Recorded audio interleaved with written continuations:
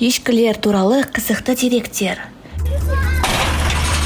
Ежелгі уақытта ешкілерді қолға үйрету қазіргі адамдардың ата-бабаларының өте дана әрекеті болып шықты. Бұл жануар барлық жағынан пайдалы. Сүт, ет, жүн береді. Ал кейбір халықтар мүйіздерін, тұяқтарын және терісін дәстүрлі қолөнерде де пайдаланады.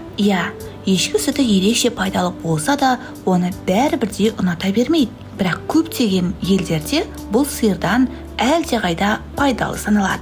Дегенмен ешкі ұстау бір қарағанда оңай көрінетіндей шаруа емес. Қазіргі ғалымдар ешкі алғаш рет қолға үйретілгенімен келіседі.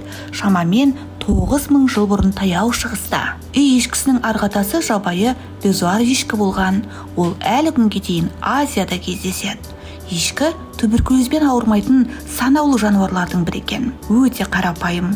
Қойға немесе сиырға қарағанда шыдамсыз, жайылымның өзінде оңай жайылатын қасиеті бар.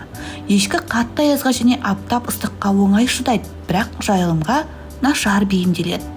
Кейбір фермалар есінен танып жатқан ешкілерді де тірілтіп алады. Бұл уақытша естен тану ерекшелігі бар үй жануары. Қорыққанда бұл метония деп аталатын сирек кездесетін тұқым қуалайтын генетикалық аурумен байланысты.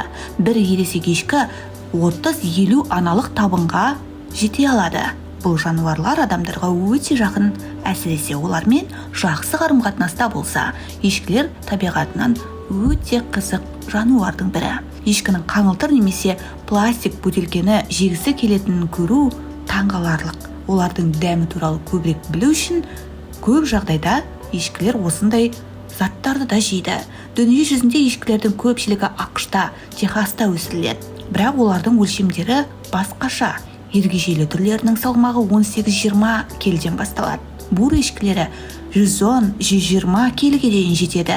Екі түрде тек ет үшін өсіріледі, бірақ ергежейлі жануарлар да жоғары сапалы сүтімен танымал. Ғасырлар бойы ешкі жүні тоқыма бұйымдарын жасау үшін қолданылған. Негізгі жүнді ешкі тұқымы ангор, ал мамық ешкі кашемир. Ешкі басы ортағасырлық алхимиктер арасында күкірттің символы болған. Бес сезімнің барлығы да ешкілерде жақсы дамыған. Бірақ жабайы табиғатта олардың көруі мен иіс сезу қасиеттері нашарлайды. Үй шаруашылығында керісінше.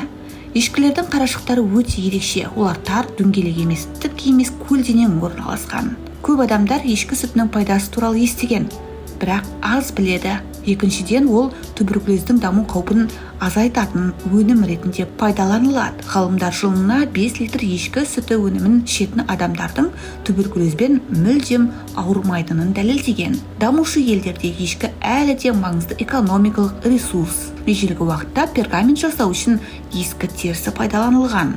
Түрлі мәдениеттерде ешкі және басқа да малдар құрбандық ретінде жиі шалынған.